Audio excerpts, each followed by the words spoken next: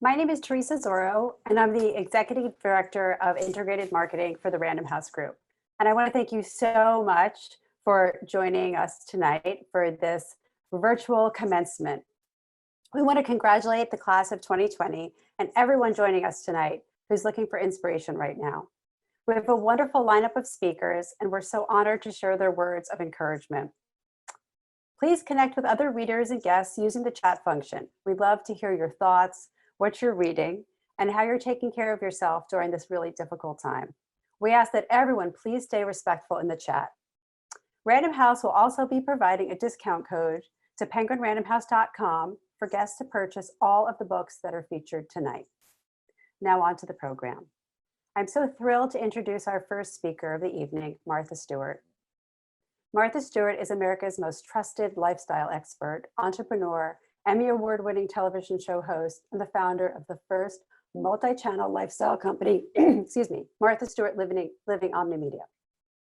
Martha is also the author of more than 90 books on cooking, entertaining, crafts, and homekeeping, gardens, weddings, and decorating. We're so thrilled that Martha is joining us tonight. Welcome. Thank you, Teresa.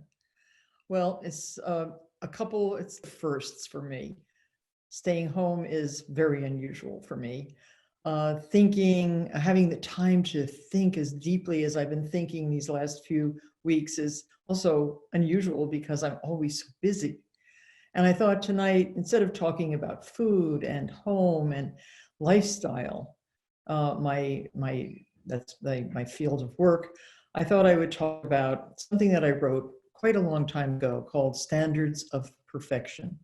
The foundation of taste is comparison, the examination of two things to see which is better, then the adding of a third to see which is the best. My own quest for the best started at the Nutley Public Library in New Jersey. The children's room librarian, Mrs. Margaret Hole, knew every single book on the shelves, and she steered me to those volumes that would set my standards for life. The Adventures of Babar, the Elephant, the Dr. Dolittle books, The Secret Garden. In time, I graduated to the Stockton room where I discovered Nathaniel Hawthorne, Jane Austen, and of course, Charles Dickens. In the 8th grade, I was admitted to the adult library upstairs where my appetite for reading was whetted even further. Already curious about the writer's craft, I sought to discover the key to good literature, sometimes reading several books on the same subject to figure out just how one was better than the next. During high school, I took courses in art and decoration at the Newark Museum, where I was introduced to the techniques for distinguishing great art from good.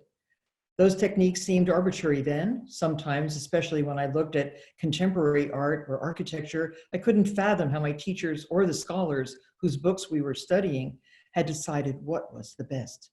At Barnard College, though, everything became much clearer. I studied the history of art, architecture, and decorative arts. My professors were inspiring. I tried, along with my fellow students, to determine what made one artist's work superior to that of his contemporaries. We also considered the question of why tastes change. Why was a portrait by Mantegna considered a masterpiece in the 15th century and worthless in the 19th? And finally, a classic in the 20th? Why are paintings by Van Gogh, ignored in his lifetime, perceived as priceless today?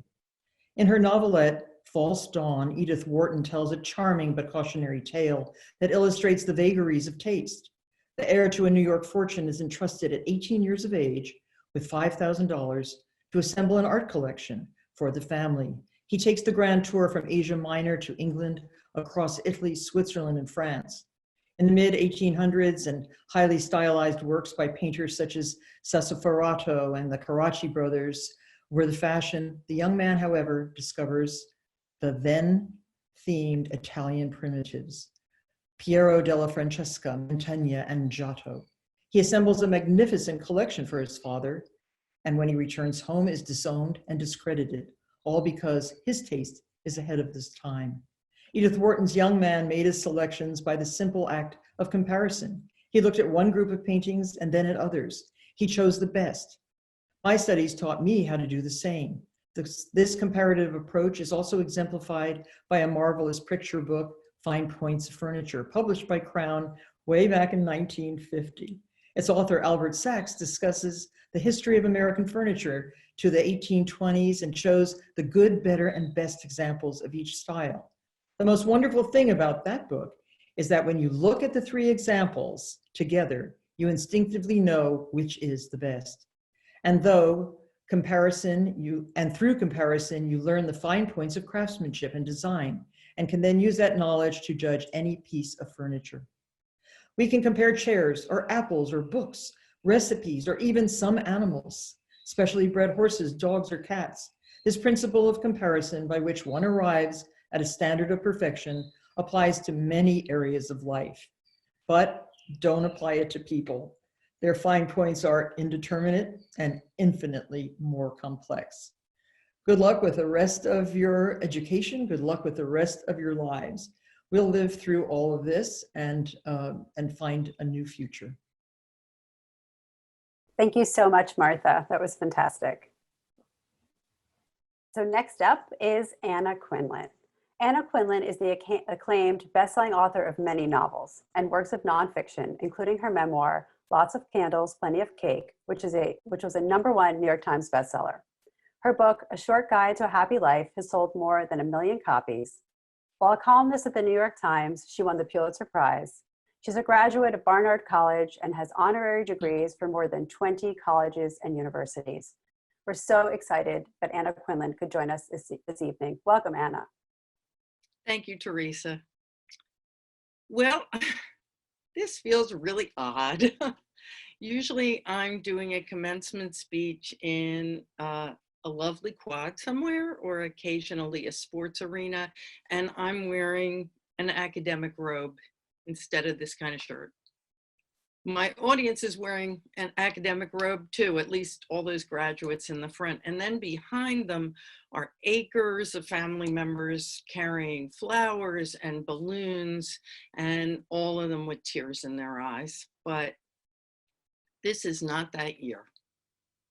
This is a very distinct year, a year we will never forget, an odd year, a monumental year, but maybe it's a special year too. The fact that everything is topsy-turvy in our lives, in our world, I'm gonna say tonight that let's all try to make an opportunity out of difficulty. I mean, there were plans for how this was supposed to go, as you all know. There was a checklist. Maybe throwing out plans is the secret to a really satisfying life. Maybe the checklist was always an empty exercise. Maybe this is the perfect moment to embrace a way of doing things we've never done before. Maybe that's what we should always have been after, even before all the classes went online and the ceremonies were canceled. Because after all, what are the public names you can recall of those people who did exactly what was considered the correct thing, who followed the template, who followed the checklist, who met societal expectations? You can't come up with the name of one of them, because the people we know, the people we admire, the people whose names we carve into the cornices of buildings and see on the covers of books are deviants in the very best sense of that word. I mean, Jane Austen threw out the checklist for a well-bred Regency era woman. Frank Lloyd Wright threw out the checklist for a young architect of his time. Bill Gates, Sally Ride, Lin-Manuel Miranda, Marie Curie, Pablo Picasso, Toni Morrison, they all threw out the checklist. They all ignored the plan. So maybe you're saying to yourself, I can't expect to be Jane Austen or Frank Lloyd Wright. But I think what we can embrace is a handcrafted life, not one made up of plans or checklists, of fragments of the expectations of a society that honestly, in most of its expectations, is not worthy of you or any of us. And that requires courage, not compliance, passion in lieu of simply plans. That's a new way. And this, right now, is a new world. So are we strong and smart enough to explore a new world instead of cling to the old one? Are we smart and strong enough to become who we might be were we not afraid? Because that's a problem, isn't it? I mean, we slavishly seek what is correct because we're afraid. Caution is nothing but fear dressed up as common sense. The road less traveled? Yeah, it's a popular poem. It's an unpopular life choice. The well-trod road is so much safer. But do we want our lives to be a resume or an adventure? Don't let fear rule you. I mean, fear is what has poisoned our culture, our community, and our national character. The very worst things done in this country are done out of fear. Homophobia, sexism, racism, religious bigotry, xenophobia, the embrace of despots and demagogues, they all arise out of fear of that which is unknown or different. Courage is the hallmark of those people who have done the right thing at this terrible time. Courage and kindness. Maybe my favorite quote, and the one I use most often, is from the great writer Henry James. 3 things in human life are important. The first is to be kind. The second is to be kind. And the third is to be kind. I think if we follow those words in public service and private life, we will have succeeded. Because the truth is, we have today a world with too much of the kindness just leached right out of it. Maybe that's because we've forgotten how to be kind to ourselves. The established order about who we should be, how we should behave, is so often today a punitive one. We should be thinner, richer, slicker, surer. We should be tougher, harder. That's just all nonsense. I know that when I look back over my life, thin and rich will be 2 of the very last things I will care about. Loving kindness, as Buddhism calls it, that's what matters. That's what lasts. That's what's made all the difference in the last 2 months and will carry us through this strange and uncertain future. That and giving up on business as usual. Be brave. Be brave. You have to have the courage to frighten yourself with the audacity of what you attempt. Whether it's a startup or a family, a novel or a marriage. America is greatest when it's audacious. It is audacious to come here from another country without language or means and add to the fabric of this great place. It is audacious to work to overturn laws and customs that for centuries have held fellow citizens as less than. It is audacious to invent, and it is audacious to dare, and it is audacious to care and to live that caring conspicuously. Playing it safe is a slog. Taking a chance is getting on a skateboard. I mean, when you come up with the checklist, job, check, spouse, check, home, check, don't forget to ask yourself, are these the things I really want? Or is each of them what I assume I ought to want? Because the difference between those 2 is a difference between a life and an existence. Toni Morrison, if you surrendered to the air, you could ride it. T.S. Eliot, only those who risk going too far can possibly find out how far they can go. We find ourselves today in a strange universe, one of paradoxes that we could never have imagined, where closeness comes by computer and openness requires masks. Fear of setting a foot wrong, of criticism and judgment, of doing things differently seems utterly beside the point when everything has changed. The graduates this year, the class of 2020, are entering a world turned upside down. That should send them a message. The old ways, hallelujah, can be cast aside. Self-invention is the order of the day, so be brave. Take the leap. Do it, dare it. Class of 2020, courage and Godspeed. Thank you. That was amazing. Thank you so much, Anna. Courage and kindness. I feel like we're going to be hearing a lot of that tonight, which is so inspiring. So next up is going to be Donovan Livingston. And Donovan is an award-winning educator, spoken word poet, and public speaker, whose 2016 Harvard Graduate School of Education convocation address, Liftoff, went viral, reaching over 13 million views. Since his pivotal speech, Donovan Livingston has been featured on CNN, NPR, BBC, Good Morning America, and in news outlets across Europe, Australia, India, and South Africa. He's been inspiring students, educators, and communities with his conviction that every child has the right to lift off and achieve their dreams. Welcome, Donovan Livingston. Thank you so much, Teresa, for that warm introduction. What's good, family? I hope this message finds you in a place of peace and well-being.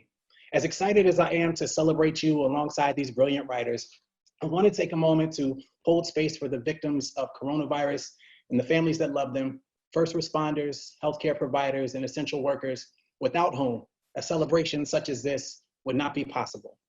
Thank you for your service, your sacrifice, and your selflessness. To the class of 2020, I offer a sincere congratulations. Y'all made it. Now, when I was thinking about what to say today to try to put all of this into perspective, I reflected on reasons recently for celebration within my own family, and a common refrain came to mind. It won't always be this way. You see, in March, my wife and I, after a series of miscarriages, welcomed our daughter, Joy, to the world. I can remember the first few nights we brought Joy home from the hospital. The elation of being new parents was rivaled only by extreme exhaustion. Parents out there, y'all feel me. You see, for every unbelievably cute moment, for every cuddle and goo goo gaga, there were dirty diapers, indiscernible tantrums, and of course, sleepless nights. But our family and friends reminded us each day that it won't always be this way, that we should cherish these moments because kids grow so fast. And they're right. After Joy's tears are gone and we stare into each other's eyes, my heart sinks a little bit because I know these moments are fleeting. Joy won't always want me to hold her or rap freestyle lullabies as I rock her to sleep. I know my jokes will one day embarrass her in front of her friends, and she may never want to be seen with me in public. And that's cool. I don't trip because we will always have right now. And right now, you've been given a bittersweet ultimatum to celebrate your achievements while also reimagining what's next. There is a world on the other side of your turn tassels that's hurting because the systems we trust to keep us safe, healthy, and to protect our best interests have failed the most vulnerable among us. Right now, you have a choice to merely accept this moment for what it is, or apply all that you've learned to see the beauty in today and fully embrace the responsibility we have to one another. It won't always be this way, so long as we have the courage to rise to the occasion, using our gifts and our stories to heal humankind rather than profit from its despair. Right now, even in this season of collective suffering, it seems there is a calming reassurance knowing we can't go back to the way things were. If anything, coronavirus has revealed to some and verified for others harsh truths the masses have refused to acknowledge. Coronavirus, much like education, as I've said in the past, is not the great equalizer. Instead, it has only exacerbated inequities, racism, poverty, power, privilege that unfortunately transcend human history. However, I find solace knowing that it won't always be this way too. Just as we can be assured, or I can be assured, our newborn won't cry unprovoked at 4 a.m. for the rest of her life, I also know this era of isolation and disconnectedness is temporary. I know that you, the class of 2020, has the resolve necessary to seek light in darkness, to find the words which inspire the actions that redesign a world that works better for all of us, a world that prioritizes people over profits, Healing, after all, is only as close as your willingness to see the well-being of others as your own. And because it won't always be this way, I challenge you to resist the desire for a return to normalcy. I challenge you to be wise enough to know that the status quo is woefully insufficient. I challenge you to envision a new normal that is intersectional and inclusive, that sees progress and asks, but who are we leaving behind? It won't always be this way because we, like Joy, are learning to crawl toward justice so that one day we may walk in the fullness of our humanity. It won't always be this way, but when I hold our daughter and look into her eyes, staring back at me is a generation, our generation, brave enough to use the knowledge we've earned to answer the world's crescendoing cries for help.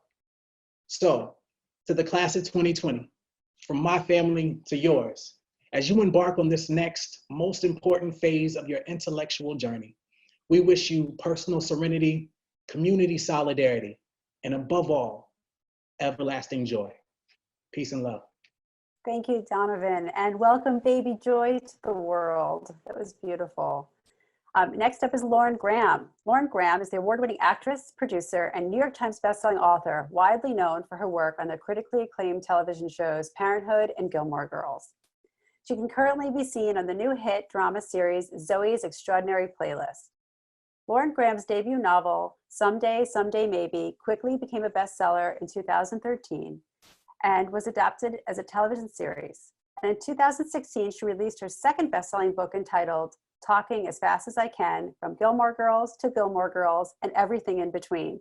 What a thrill to have Lauren Graham join us tonight. Hi.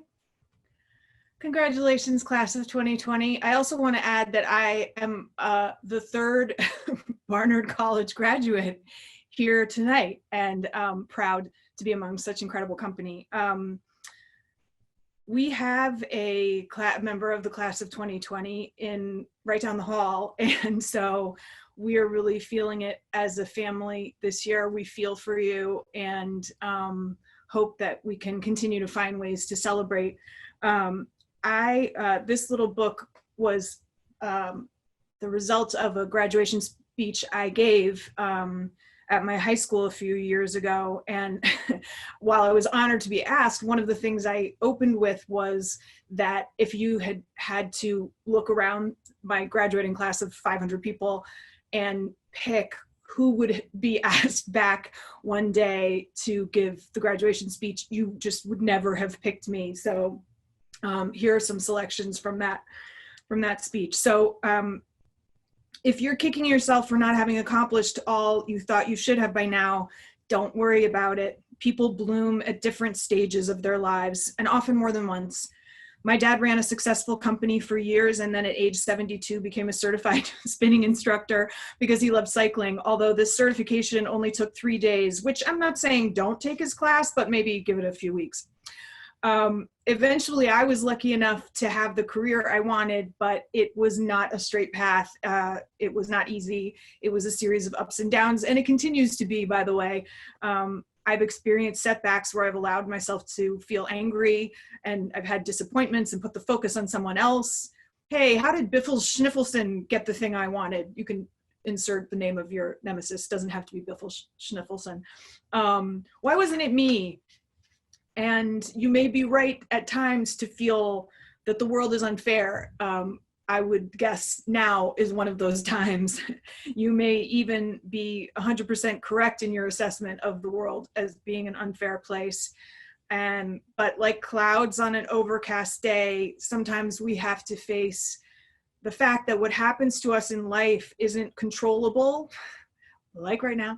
And if we wait a while and don't take it personally and decide in whatever way we can to try to enjoy ourselves anyway, the sky will eventually clear. It always does. I have one of those dream jobs that people assume must contain an incredible amount of joy, and it really does, but not always in the ways you might think. The best parts of my job are the ones no one will ever see. The fun of doing the daily crossword puzzle with my TV children, May and Miles, on the set of Parenthood easily rivals any awards show I've ever attended.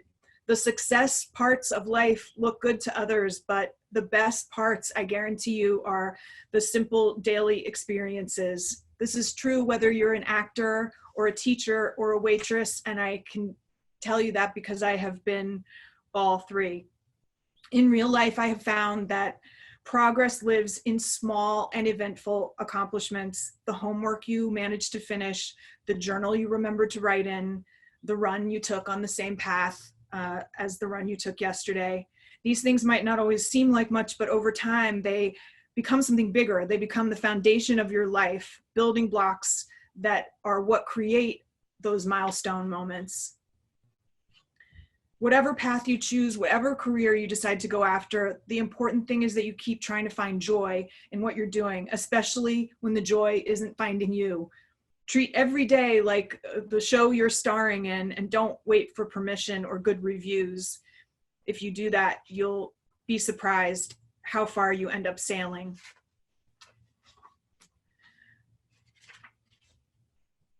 Don't wait until you're on Broadway, or until you reach the Olympics, or until you're the CEO of a major company. Don't wait until you're the president of something, or for the day when your life looks perfect to you and to everyone you know. As I like to say, have no fear of perfection. You'll never reach it. I'm just kidding. That's a quote from Salvador Dali. I do, however, like to tell people, especially regarding writing and deadlines, don't be perfect, just be done, which is just another way of saying, don't worry too much. Give yourself permission to make mistakes. Those mistakes are as valuable as the triumphs. You might try something new, like, say, taking a 3-day spinning instructor certification class and change direction entirely. And why not? Your job doesn't define you. Your bravery and kindness and gratitude do. Even without any big accomplishments yet to your name, you are enough. Whether you have top billing or you're still dancing in the back row, you are enough, just as you are. In conclusion, don't worry about it. You're already one of the best. Congratulations, and just from the bottom of my heart, strength and good wishes, and just success and happiness to you all. Thank you so much. Thank you, Lauren. That was beautiful to hear that we are all enough. Next up is David Brooks. David Brooks is one of the nation's leading writers and commentators. He's a frequent correspondent on PBS NewsHour and Meet the Press, and an op-ed columnist for the New York Times. And he's the best-selling author of multiple best-selling books, including The Second Mountain, The Road to Character, The Social Animal, Bobos in Paradise, and On Paradise Drive. Please welcome David Brooks to our event. It's good to be with you, and congratulations. I get to do this a couple times a year, every spring, and what's great about commencements, you've got the students in front of you, you've got the parents in the audience who are tearful and proud, and you've got the faculty behind you who are shocked that you've made it through. And the problem with that is you have to suck up to all three groups all at once and try to make everybody happy, and you can't quite tell the truth. So this time I thought I might give you 6 ideas that I hope are useful and I hope are truthful to you students.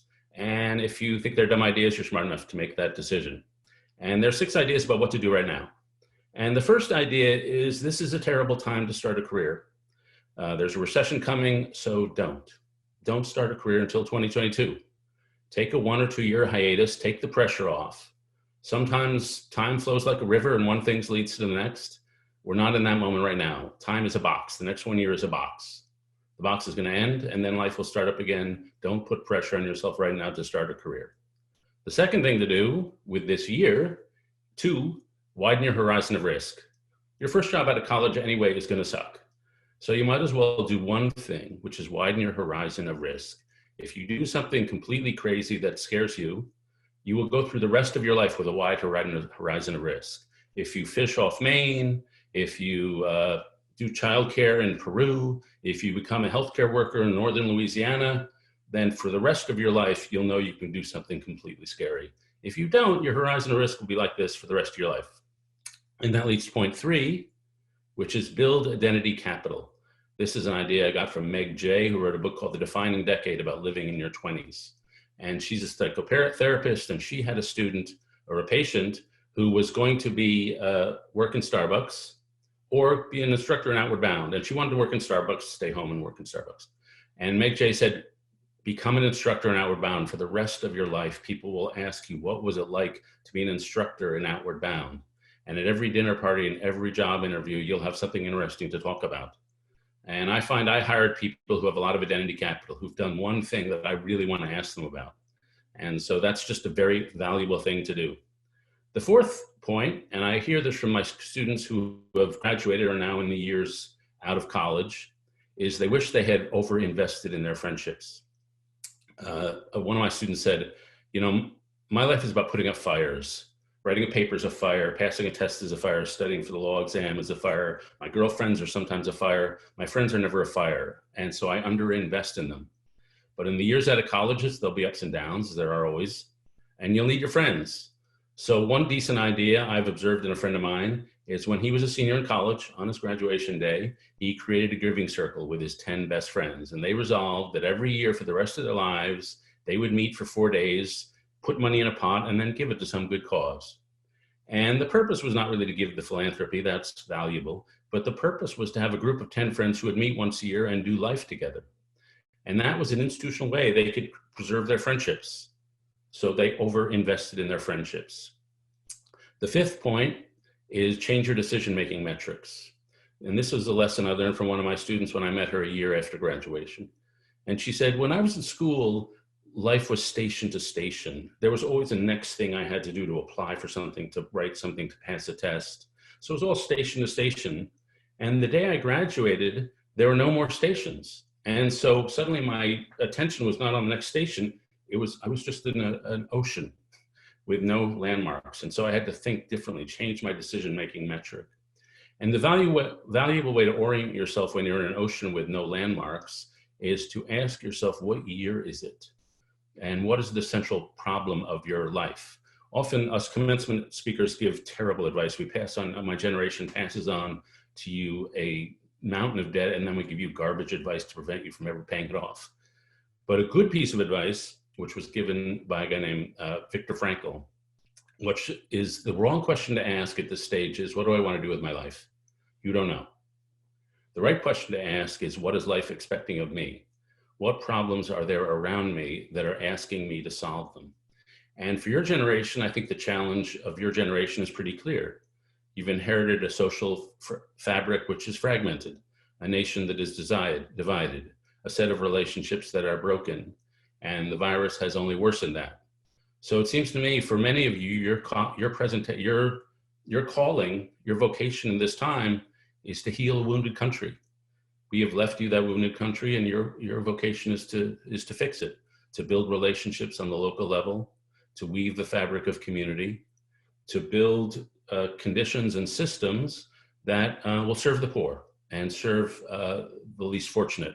The gentleman who's going to speak after me, Wes Moore, I've heard third hand, is involved right now in distributing food in Baltimore so people can not go hungry in the time of virus.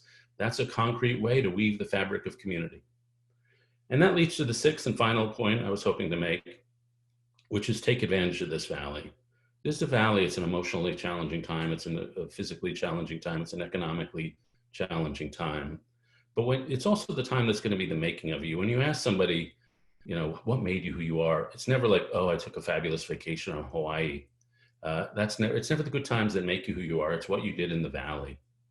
There's a theologian who wrote that moments of suffering interrupt life and they teach you you're not the person you thought you were.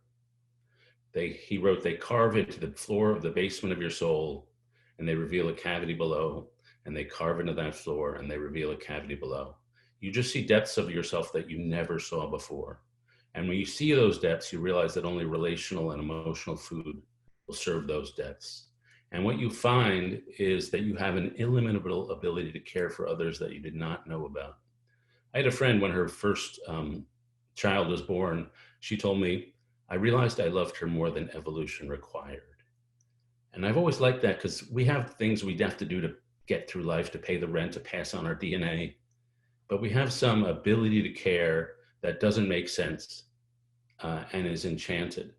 And you only find that ability in the moments of suffering. And we're in one now. We'll come out the other side. You will come out stronger, deeper, and more caring. Thanks. Thank you, David. Thank you. Next up is Wes Moore. Wes Moore is the CEO of the Robin Hood Foundation, one of the largest anti-poverty nonprofits in the country. He's also a best-selling author, combat veteran, and social entrepreneur. His first book, The Other Wes Moore, was a New York Times and Wall Street Journal bestseller. His second book, The Work, was also a bestseller and featured in Oprah's Super Soul Sunday. And his forthcoming book, 5 Days, The Fiery Reckoning of an American City, will be released this August 2020. Please welcome Wes Moore. Hi, everybody. Good evening and congratulations. My daughter, Mia, is here with me, and I think she has a message for you as well. Congratulations. I hope it's okay. I asked her to join me for this speech, both because, I'm so incredibly proud of all of you, and so is she, but also because you all are what I aspire for her to be one day. To go through this process, not an easy process, but to go through a process to completion, to go and see something that you want, to go put in the work for it, and then to now stand here in your day and in your glory, knowing that all of that work was absolutely worth it. And so first, I just want to say not just congratulations, but thank you for being an inspiration to a person that inspires me every single day. And to be with these group of speakers is just incredibly humbling. I was having a conversation with Mia earlier, and I asked her, and I said, so what should I talk about? And she's like, well, when you graduated, what did your speaker talk about? And the honest answer is, I don't remember.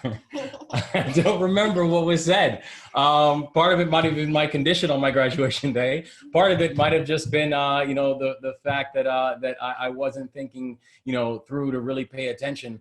But one thing that I did know, and one thing that I do remember, is that no matter what my graduation speaker said on May 11 of 2001, he could have never predicted what was about to happen to the world just a few months later. He could have never predicted September 11 of 2001. He didn't talk about that.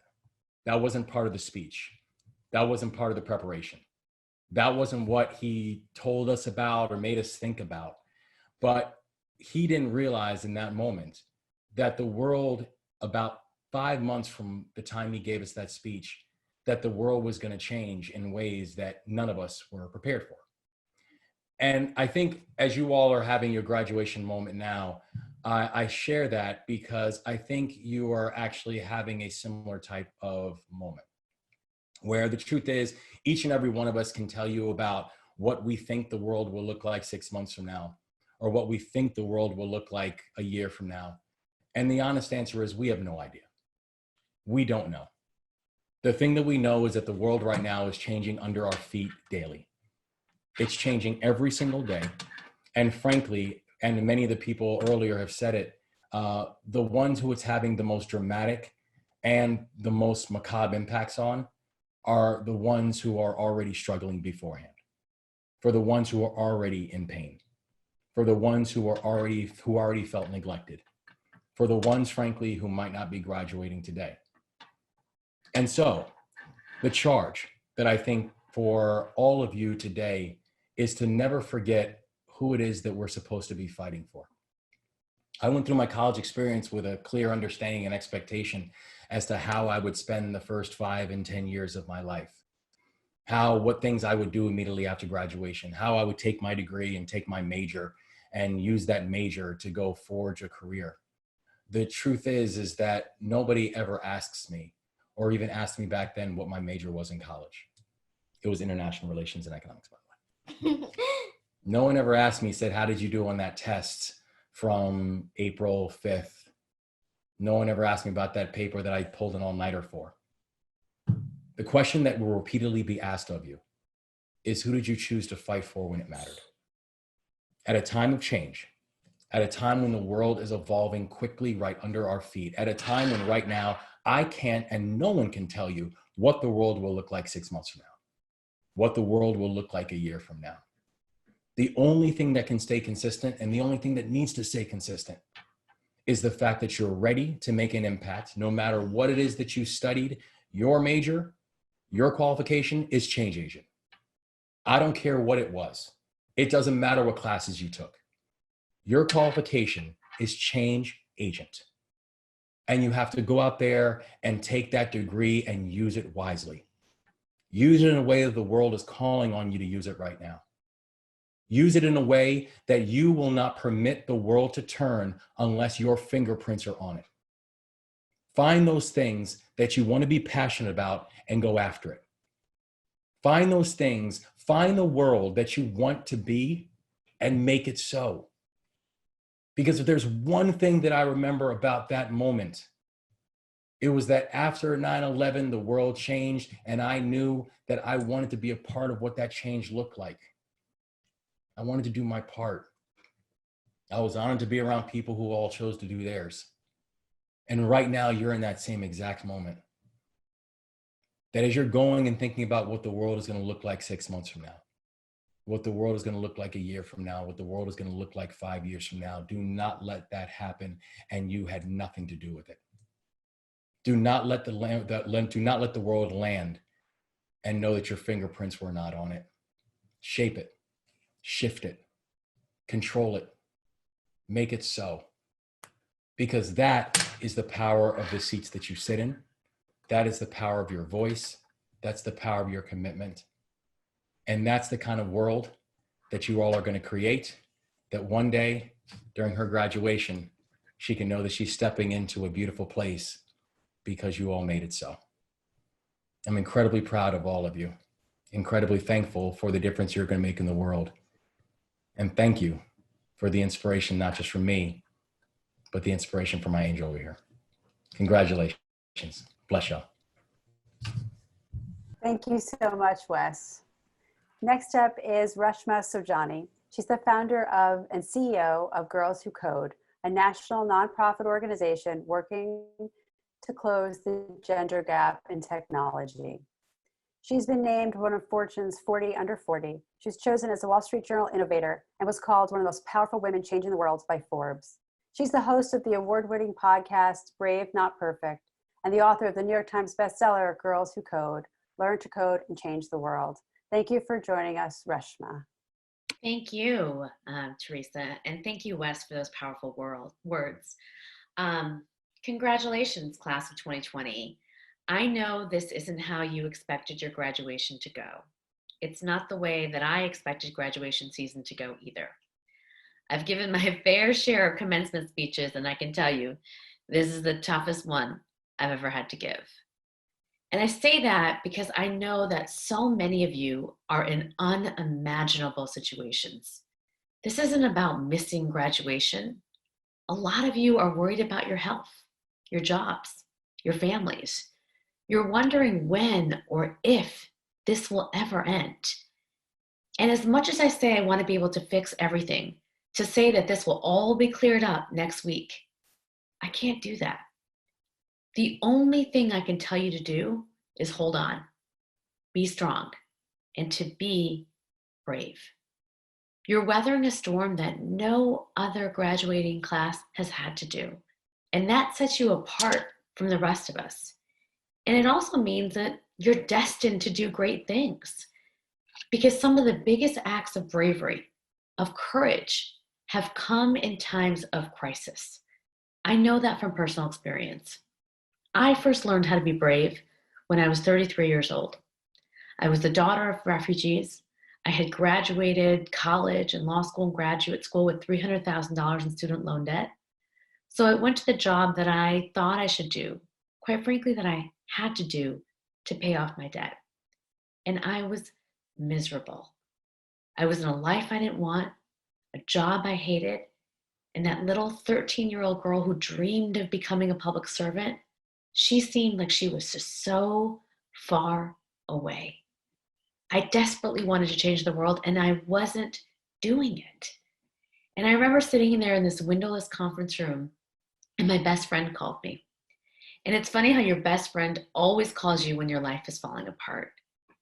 And I remember hearing her say through my tears, just quit, just quit. And so I did. Instead of getting another job that I hated, I actually decided to run for Congress. And I ran against an 18-year incumbent in a Democratic primary because I thought that that was a great idea.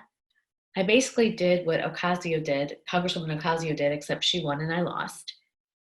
And I remember sitting there on my election day, my victory party that never ended up happening, watching that little ticker not move past 19% of the vote. I had lost. I was broke. I was miserable. I had pissed off everybody in the Democratic establishment for not waiting my turn. But the thing that I thought, the first thing that I thought when I woke up the next morning was, oh my God, I'm not broken. I'm not broken.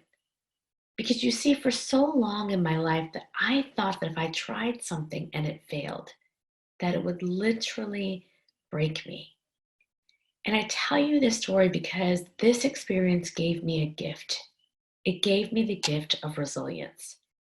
And I have no doubt that this crisis will do the same for you. Because it's not just my own experience that has shown me how bravery comes up in moments of crisis, both in a personal crisis, in a health crisis, in a world crisis. And what we've seen from women and girls and minorities, and especially that some of the biggest acts of bravery, of courage, come in moments of crisis. It's when we make the most of the least, the best of the worst. We know we have to keep our heads up, our feet moving, and keep moving forward. Just think of Joan Clark, who helped decode enemy documents during the stress of World War II, or Katherine Johnson, whose crucial calculations helped Project Mercury land safely, or Flossie Wong-Stahl, who in the middle of the AIDS epidemic cloned HIV and genetically mapped the virus. She proved the link between HIV and AIDS. And then there's Karina, one of my own Girls Who Code alumni. She's just a freshman in college, and she founded Makers for COVID. It's a coalition of people who are 3D printing personal protective equipment for medical professionals on the front lines of the COVID crisis.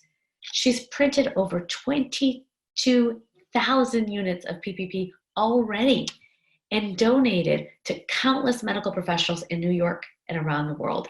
And she is in college. These are all amazing women who are brave, innovative, inspirational during times of crisis. They persisted because they had to. I wouldn't be surprised if one of you is thinking about coding an app to get food to seniors, or building a website to help small businesses, or even mapping the vaccine to this virus. Because in times of crisis, we learn, we innovate, we work. We work to protect our communities, our neighbors, and our families. That's what's going to set this graduating class apart from everybody else. It's what's going to set you apart forever. Bravery and resilience are literally baked into your DNA. But remember, bravery isn't about saving the world. Yes, that doctor on the front lines, she's brave. Yes, that nurse working overnight shifts in the COVID ICU unit, she's brave. Yes, the people who are keeping our cities running, delivery people and public servants and subway workers, they are all brave. But you are brave too. Because sometimes bravery means just taking care of yourself and looking out for one another when times are tough. Sometimes bravery just means getting through the day. Sometimes it means celebrating your accomplishments like we are tonight, even though you're totally not sure about what's coming next, and even if it's over Zoom. Class of 2020, your future is bright, shining bright, because you are brave. Never, ever forget that. Congratulations. I can't wait to see what your bravery brings. Thank you so much, Reshma. That was wonderful. Next up is George Saunders. George Saunders is the author of 9 books, including the novel Lincoln in the Bardo, which won the Man Booker Prize, and the the story collection 10th of December, which was a finalist for the National Book Award. His best-selling book, Congratulations, By the Way, Some Thoughts on Kindness, is an expanded version of his 2013 commencement address given at Syracuse University.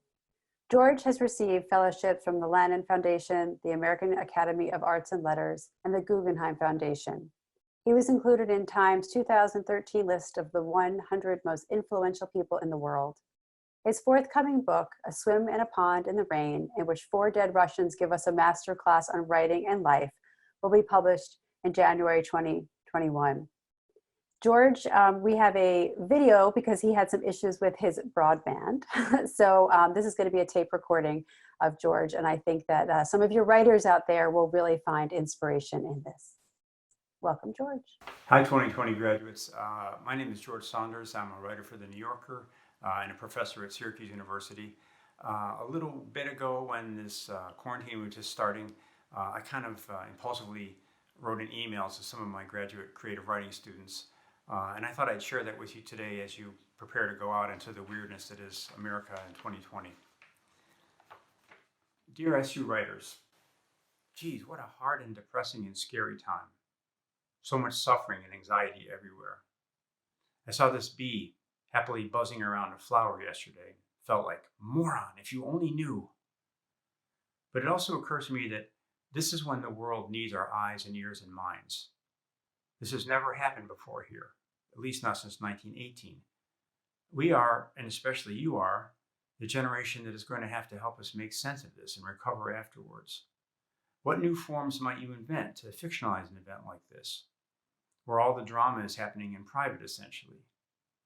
Are you keeping records of the emails and texts you're getting, the thoughts you're having, the way your hearts and minds are reacting to this strange new way of living? It's all important. 50 years from now, people the age you are now won't believe this ever happened, or will do the sort of eye roll we all do when someone tells us about something crazy that happened in 1960.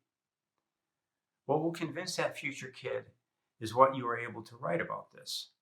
And what you're able to write about it will depend on how much sharp attention you're paying now and what records you keep. Also, I think with how open you can keep your heart. I'm trying to practice feeling something like, so this is happening now. Or, so this too is part of life on Earth. Did not know that, universe. Thanks so much, stinker. And then I real quick try to pretend I didn't just call the universe a stinker. I did a piece of journalism once where I went to live incognito in a homeless camp in Fresno for a week. Very intense, but the best thing I heard in there was from this older guy from Guatemala who was always saying, everything is always keep changing. Truer words were never spoken. It's only when we expect solidity, non-change, that we get taken by surprise. And we always expect solidity, no matter how well we know better. Well, this is all sounding a little preachy, and let me confess that I'm not taking my own advice at all. It's all happening so fast. My wife Paula has what we're hoping is just a bad cold, and I'm doing a lot of inept caregiving. Our dogs can feel something weird is going on. No walk again? But I guess what I'm trying to say is that the world is like a sleeping tiger, and we tend to live our lives there on its back.